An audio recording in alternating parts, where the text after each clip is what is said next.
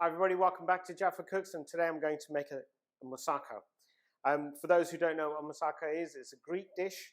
It's made out of aubergines, potatoes, a meat, tomato sauce, and a white bechamel cheese sauce as well. Before I start, if you haven't already subscribed to my channel, please do so. Click on the bell icon, follow me, find out whatever I'm doing, and if you have any special requests, DM me. Okay, so my bolognese sauce and my bechamel sauce, I've already pre-prepared these, so if you want to know how to make my bolognese sauce, follow my recipe in the description below, but do eliminate the mushrooms.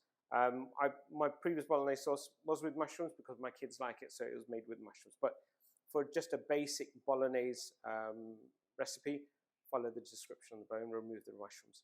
For the bechamel, again, if you go down to the bottom of the description, you'll find a recipe for bechamel sauce as well. So I've taken the white sauce, turned it into a bechamel sauce. There's a recipe in the description below. That leaves the potatoes and the aubergines. Now, they're not cooked.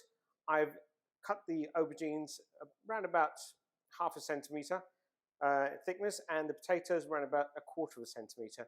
And I've oiled them just to ensure that the aubergines don't start browning off.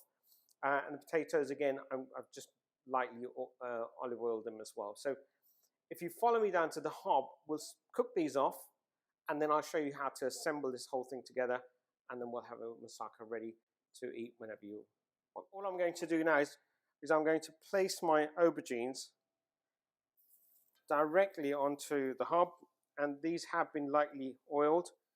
And all we want to do is just cook them off so that there's a nice, I wouldn't say totally cooked off, but there's a nice char on it, a light char actually. So that they're pretty much cooked off, and then when we layer them, the bolognese will do the rest. So I'm just going to show you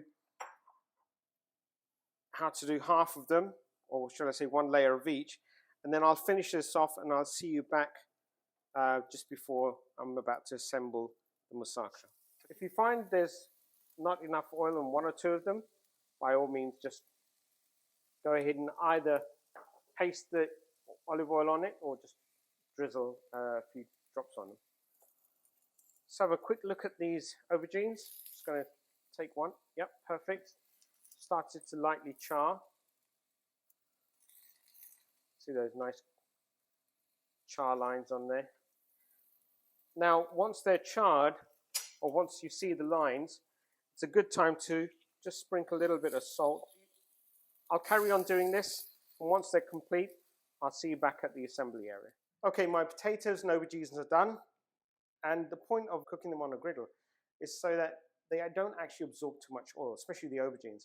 You could shallow fry them, some even deep fry them, but once you assemble them and put it into the oven for the final cook, and then bring it out, then you'll find that all that oil is now risen to the top, and it doesn't taste very nice. So a very simple way now is to basically layer the potatoes and aubergines with the meat sauce, and then the final layer will be the bechamel sauce, and then sprinkle some cheese, and that's about it. So I'll show you how it's done. I tend to have a thin layer of bolognese sauce, the meat sauce at the bottom, and then I'll just simply start laying the potatoes and the aubergines in a fashion that, you know, if you like aubergines more than potatoes, you can have them that way, or if you like potatoes more than the aubergines, it doesn't matter really, it's entirely up to you. I'm going to just probably have 2 layers of aubergines. So keep watching whilst I'm doing this. Okay, so once you finish layering the potatoes and the aubergines, the final layer is the bechamel sauce. So I'm just going to take the bechamel now. There are different ways of creating moussaka. Some actually put layers of bechamel in between the aubergines and the meat. I find it too heavy, so I'm refraining from that, and I'm just going to keep 1 layer, and that's over the top. Okay, finally, just some cheddar, just to give it that nice crispy golden brown look once you're grilling it. And that's it. Let me pop this in the oven, and I'll show you what it looks like in about 40 minutes.